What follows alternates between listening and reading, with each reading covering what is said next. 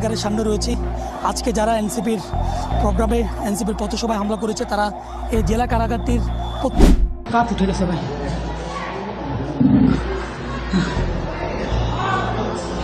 কর্মীদের আওয়ামী পন্থীরা এই মুহূর্তে ঘিরে ফেলেছে এবং পুলিশ সেনাবাহিনী কড়া পাহারা এনসিপি নেতারা তারা এখনো বেরোতে পারতেছে না। গোপালগঞ্জের মূল স্তর চৌরঙ্গিতে তারা এখনো বন্দী অবস্থায় আছে। দুপুর গড়াতেই গোপালগঞ্জের বাতাসে ছড়িয়ে পড়ে বারুদের গন্ধ। চিৎকার, গুলি, কাঁদানে গ্যাসে ঢেকে যায় পুরো শহর। সেনা পুলিশের সামনে হামলা, আর কয়েক ঘন্টার ব্যবধানে 4 জনের প্রাণ গেল। এটাই কি সেই গোপালগঞ্জ, নাকি এটি পরিণত হয়েছে অস্ত্রধারীদের নিয়ন্ত্রিত এক যুদ্ধাঞ্চলে? এনসিপির জুলাই যোদ্ধাদের শান্তিপূর্ণ পদযাত্রা ছিল, কিন্তু আওয়ামী লীগের সশস্ত্র ক্যাডাররা তার রক্তাক্ত তাণ্ডবে পরিণত করল।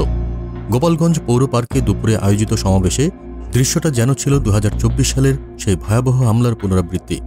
হঠাৎ করেই লাঠি, ককটেল আর আগুনের মধ্যে হারিয়ে গেল সভ্যতার ভাষা। কিন্তু এমন তাণ্ডবের মাঝেও প্রশ্ন থেকে যায়, কাদের বিরুদ্ধে, কী কারণে চালানো হলো এই সন্ত্রাস? কারা দিল হামলার ছক? আর কেনই বা পুলিশ প্রথমে নিষ্ক্রিয় রইল?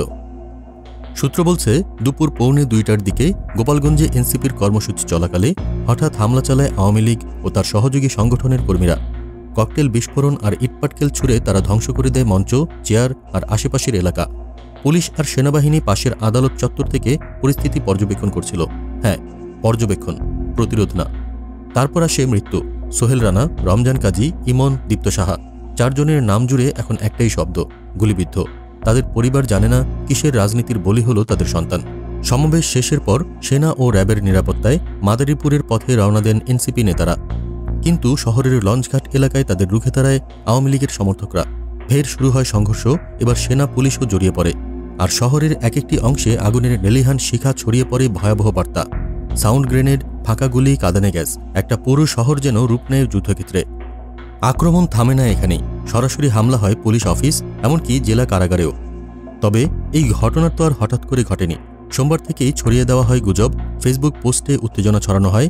সবই ছিল সুপরিকল্পিত। পুলিশ ইউএনওর গাড়িতে আগুন দিয়ে ঘটনার সূচনা হয় আরও সকালেই। সবটা যেন এক অদৃশ্য কন্ট্রোলে প্লে করা কোনো সহিংস চিত্রনাট্য। এনসিপির কেন্দ্রীয় নেতাদের রাতেই সাঁজোয়া গাড়িতে সরিয়ে নেওয়া হয়। অথচ এই গোপালগঞ্জ, যেখান থেকে দেশের রাজনৈতিক নেতৃত্বের জন্ম, আজ সেখানেই গণতন্ত্র পিষে ফেলা হলো অস্ত্রের ভারে। নাহিদ ইসলাম স্পষ্ট হুঁশিয়ারি দিয়ে বললেন, গোপালগঞ্জ আর মুজিববাদীদের ঘাঁটি থাকবে না। এই দখলদারিত্ব, এই সন্ত্রাসের দাঁত ভাঙা জবাব আসছে।